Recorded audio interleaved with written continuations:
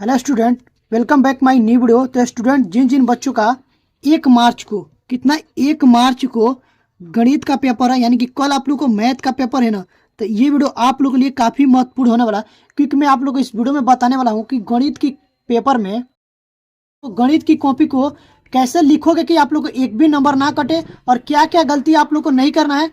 तो वीडियो में बने रहिए और वीडियो को अंत तक देखते जाइए, तभी आप लोग को समझ में आएगा। तो सबसे पहले मैं आप लोगों को दिखा रहा हूँ, देखो मैं कॉपी को लिख कर आप लोगों को लाया हूँ बताने के लिए, ठीक है ना। अगर आप लोग इस तरीके से गणित की कॉपी लिखते हो तो ये समझ लीजिए कि ये टॉपर की कॉपी है, ठीक है। देख रहे हैं ना, अगर आप लोग इस तरीके से बोर्ड एग्जाम में कॉपी को लिखते हो तो आप लोग को 70 में 70 नंबर लाने से मैथ में कोई नहीं लिख सकता है। तो वीडियो में बने रहे और वीडियो को अंत तक देखें, तभी आप लोग को समझ में आएगा। तो चलिए मैं आप लोग को स्टार्टिंग से बता रहा हूँ आप लोग को कॉपी कैसे लिखना है।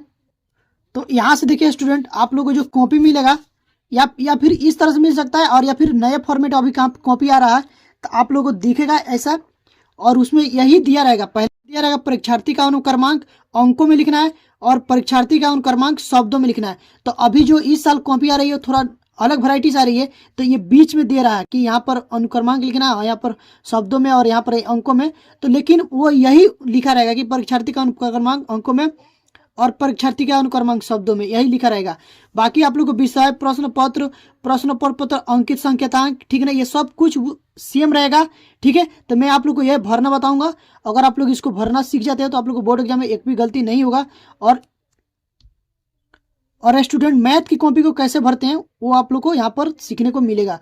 तो चलिए सबसे पहले यहाँ पर देखेंगे, ये पेपर है आप लोग का वायरल पेपर 2025 का, ठीक है ना। और इसी से मैं आप लोग को कॉपी भी लिखना और कॉपी को फ्रंट पेज को भरना भी सिखाऊंगा। तो यहाँ पर देखिए अनुक्रमांक है, तो अनुक्रमांक आप लोग को अंकों में यहाँ पर लिखना है और देख देख करके लिखना है। तो क्या पर 39 44 है ना, तो यहाँ से लिखेंगे 39 और लिखेंगे 44, उसके बाद से क्या है 90 52 और उसके बाद है 87, ठीक है, ये लिख लेंगे। अब देखिए इतना लिखने के बाद और यहाँ पर आता है अब परीक्षार्थी का अनुक्रमांक शब्दों में लिखें। तो देखो शब्दों में कैसे लिखेंगे, शब्दों में लिखेंगे यहाँ पर जो वर्ड है ना उसको हिंदी में लिखेंगे। यहाँ पर 3 है तो यहाँ पर लिखेंगे 3,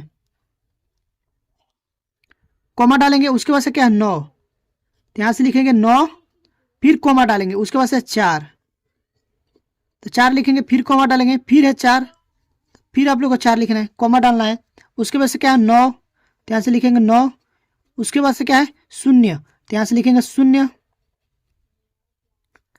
फिर कॉमा डालेंगे, फिर क्या है 2, उसके बाद 2 नहीं 5 है। तो यहाँ पर देखो गलती हुआ ना, तो आप लोग को ध्यान से देख करके ही आप लोग को लिखना है, गलती नहीं करना है एक भी। यहाँ से हो जाएगा 5, ठीक है। और उसके बाद से देखिए यहाँ आगे नहीं जाएंगे। अब देखिए स्टूडेंट, यहाँ पर देखो गलती हो ना, और इस यहाँ पर थोड़ा काटा गया तो कितना भादा दिख रहा है ना। तो बिल्कुल आप लोग को ऐसा गलती नहीं करना है, ऐसा गलती आप लोग को बिल्कुल नहीं करना है। मैं जानबूझ कर किया हूँ ताकि आप लोग को समझा सकूं। ध्यान से इसको भरिएगा, ठीक है ना। अब मान लीजिए इसको गांजना पड़ेगा क्योंकि इसमें दिख भी नहीं रहा है, और कॉपी आप लोग को जांच होगा तो इसी आधार पर होगा, इसी रोल नंबर के से ही होगा। तो ठीक है, उसके बाद शून्य के बाद क्या है 5, यहाँ से लिखेंगे 5, ठीक है, कॉमा डालेंगे, फिर उसके बाद से 2, यहाँ से 2 लिखेंगे, फिर कॉमा डालेंगे, फिर क्या है 7 8, यहाँ से लिखेंगे 8, फिर कॉमा डालेंगे, फिर क्या है 7, ठीक है। तो ये भर गया आप लोग को शब्दों में। उसके बाद देखेंगे विषय, विषय में आप लोग को लिखना है गणित, लिखेंगे गणित। उसके बाद देखिए गणित लिखने के उसके बाद देखिए क्या दिया है प्रश्न पत्र। तो प्रश्न पत्र में आप लोग को लिखना है केवल, क्या लिखेंगे केवल, केवल लिखेंगे। उसके बाद देखिए दिया कि प्रश्न पत्र पर अंकित संकेतांक। तो यहाँ से बच्चे बहुत सी गलती करके क्या आते हैं, यहाँ पर गलत लिख देते हैं। लेकिन आप लोग देखो अंकित संकेतांक जो होता है ना, ये आप लोग को जो पेपर पर यहाँ पर जो कोड दिया है ना, ये कोड 802 BB, यही आप लोग होता है अंकित संकेतांक। तो वो आप लोग यहाँ पर भर देना 802, यहाँ पर लिखेंगे 802 और ब्रैकेट में लिखेंगे BB, ठीक है ना, ये हो गया। उसके बाद देखिए चौथे नंबर में आता है कि परीक्षा का दिन, परीक्षा का दिन लिखना है। तो परीक्षा आप लोग का शनिवार को, तो यहाँ से लिखेंगे शनिवार, यानी कि कल शनिवार है तो परीक्षा आप लोग को शनिवार को है 1 मार्च शनिवार, तो यहाँ पर शनिवार लिख देंगे दिन में। अब परीक्षा का तिथि में और पाली लिखना है, तो तिथि में लिखेंगे 01 क्योंकि 1 तारीख को है, डैश लगाएंगे, फिर क्या है मंथ का नाम है 3, फिर लगाएंगे डैश, उसके बाद से 2025 और ब्रैकेट में आप लोग लिखना है प्रथम पाली। हाई स्कूल के एग्जाम देने वाले हो तो इसलिए आप लोगों को प्रथम पाली लिखना है, प्रथम पाली। जब आप लोग जाओगे इंटर का एग्जाम देने तो वहां पर आप लोग को लिखिएगा द्वितीय पाली, क्योंकि वो इवनिंग में होता है, ठीक है ना। तो ये हो गया, वो शाम के टाइम होता है और ये सुबह का टाइम होता है, इसलिए इसमें लिखेंगे प्रथम पाली। और उसके बाद देखिए देता है केंद्र का नाम, तो केंद्र का नाम है आप लोग को लिखना है, आप लोग को एडमिट कार्ड पर दिया रहेगा जहां पर आप लोग को सेंटर गया है वहां का नाम लिखना है, उस स्कूल का। मैं मान के चलता हूँ, देखो मैं अपने इधर कोचिंग का नाम लिख दे रहा हूँ, नाज ऑनलाइन क्लासेस, ठीक है ना, कुशीनगर, ठीक है। तो इस तरह से आप लोग को अपने सेंटर का नाम लिख लेना है। बाकी उसके बाद आएगा एग्जाम रूम नंबर। तो एग्जाम रूम नंबर, जिस रूम में आप लोग को बैठ कर एग्जाम देना है उस रूम का यहाँ पर नंबर लिख देना है। जैसे कि मान लीजिए हम कमरा नंबर 8 में एग्जाम दे रहे हैं तो यहाँ से लिख देंगे 08, ठीक है। और उसके बाद यहाँ पर अपने टीचर का हस्ताक्षर और यहाँ पर डेट लिखवा दीजिएगा। अब ये देखिए आपको कॉपी भर चुका है, कॉपी का फ्रंट पेज का आप लोगों का काम हो गया। अब हम लोग आएंगे यहाँ पर लिखने को, जहाँ पर कॉपी को लिखेंगे यहाँ पर। तो देखिए सबसे पहले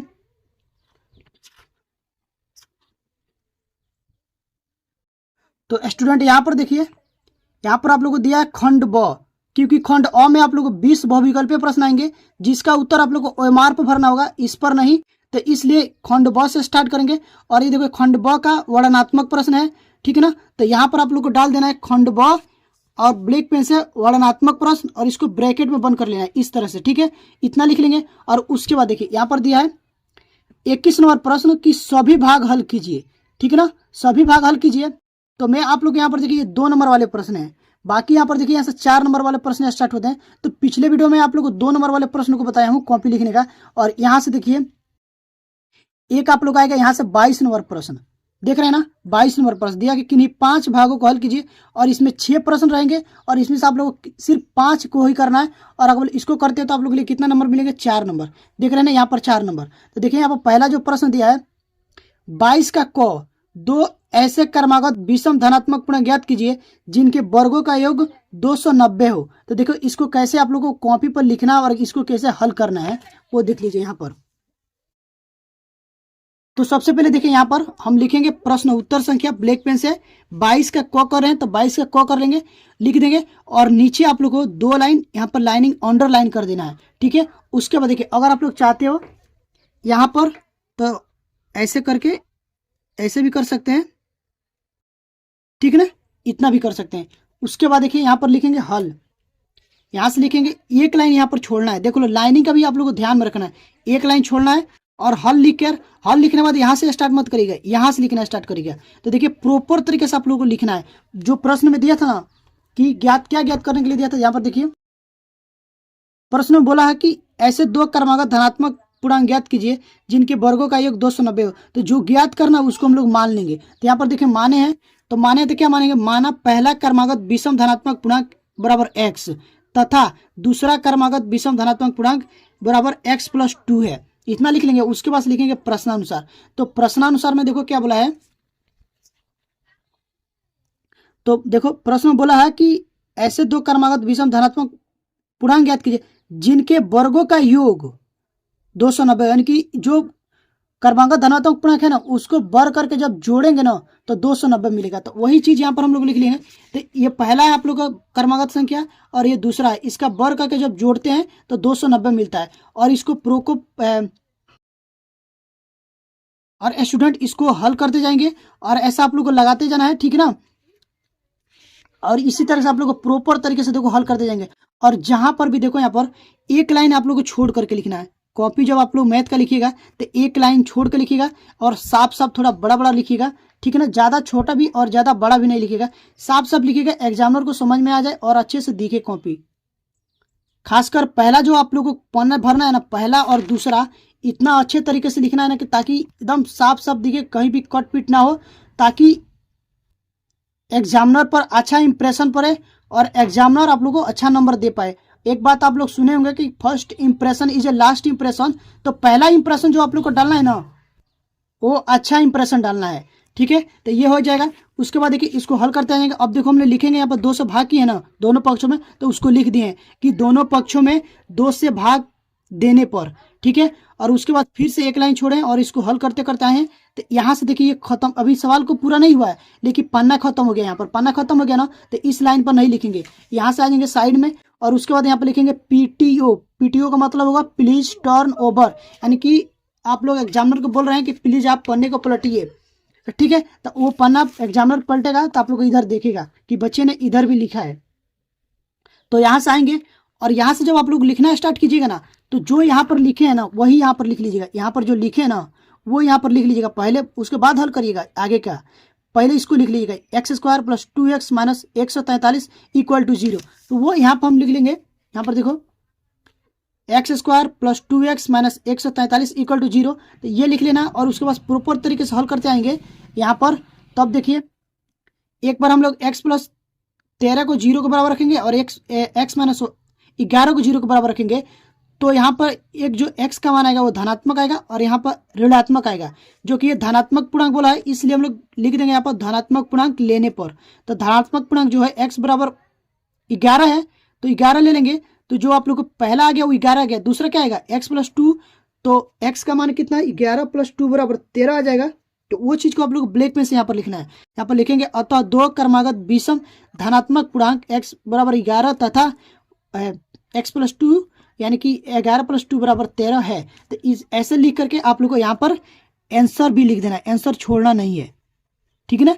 आंसर खत्म हो जाए तो उसके बाद साइड में आप लोग को यहाँ पर लिख दीजिएगा। देखिए अब 2 ही लाइन छूट रहा है कॉपी में, देखिए 2 ही लाइन छूट रहा है। तो यहाँ से लिखना नहीं स्टार्ट करेंगे, यहाँ से लिखेंगे पीटीओ। क्या लिख देंगे पीटीओ। अगर आप लोग चाहते हैं यहाँ से तो दिख जाएगा, लेकिन आप लोग को यहाँ पर उतना जरूरी नहीं रहता है, लेकिन लिख दीजिएगा। मेन आप लोग को यहाँ पर जरूरी रहता है, यहाँ पर, क्योंकि यहाँ से पन्ना ही पलटा जाता है तो यहाँ पर मेन रहता है, ठीक है। ये लिख लेंगे। उसके बाद देखिए प्रश्न में दिया दूसरा क्वेश्चन। दूसरा प्रश्न देखिए क्या दिया है, मैं आप लोग को दिखा दे रहा हूँ। जो ख नंबर प्रश्न दिया है यहाँ पर देखिए, ये जो ख नंबर प्रश्न दिया है कि बिंदु -4,6 बिंदु ए -6,10 और बिंदु बी 3,-8 को जोड़ने वाले रेखाखंड को किस अनुपात में विभाजित करता है, ठीक है ना। तो इस प्रश्न को देखिए कैसे हल करना है। सबसे पहले तो आप लोग को लिखना है यहाँ पर प्रश्न उत्तर संख्या 22 का एक ख है तो 22 का ख लिख देंगे और नीचे अंडरलाइन कर देंगे ब्लैक पेन से। उसके बाद देखिए यहाँ पर एक रेखा बना ली है, ए और बी है, ठीक है ना। और ए और बी को ये बिंदु P M1 अनुपात M2 में विभाजित करता है। तो वो चीज यहाँ पर आप लोग को लिखना है। लिखेंगे माना बिंदु P -4,6 रेखाखंड AB को M1 व M2 अनुपात में विभाजित करता है, ठीक है। उसके बाद लिखेंगे तो यहाँ से देखो x1 बराबर हो जाएगा, ये इसको मान लिया, ये होता है x1, ये होता है y1 और ये होता है x2 और ये y2 और ये होता है आप लोग का x और y का मान। तो वो यहाँ पर हम लिख लिए हैं, ऐसा लिख लेना है। उसके बाद यहाँ पर सूत्र लगाएंगे विभाजन सूत्र से। तो विभाजन सूत्र लगाए हैं और इसको हल करते करते ऐसे प्रॉपर तरीके से हल करते आइएगा। और देखिए यहाँ पर हुआ है ना, तो देखिए यहाँ तक तो ये एरो का लाइन यहाँ पर हुआ है, देखो यहाँ पर नहीं हुआ है, ठीक है ना। तो यहाँ पर नहीं हुआ है। तो ऐसे छोटी छोटी बातें हैं और छोटी छोटी आप लोगों को ये चीज़ें सीखनी होगी, ठीक है। ऐसे देखिए करते जाएंगे, हल करते आएंगे। तो यहाँ पर देखिए मान निकल गया, M1 और M2 का मान निकल गया यहाँ पर अनुपात में। तो वो चीज़ यहाँ पर लिख देंगे अतः बिंदु P रेखाखंड AB को 7:2 में विभाजित करता है। और उसके बाद यहाँ पर लिखना है आंसर, यहाँ से लाइनिंग देंगे और यहाँ पर डाल देंगे आंसर, ठीक है। तो इस तरह से आप लोगों को बोर्ड एग्जाम में मैथ की कॉपी को लिखना है।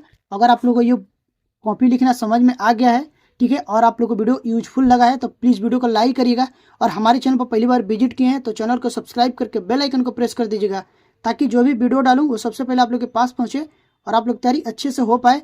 तो स्टूडेंट अभी के लिए बस इतना ही, मिलते हैं इसी तरह के नेक्स्ट वीडियो में। तब तक के लिए थैंक यू फॉर वॉचिंग।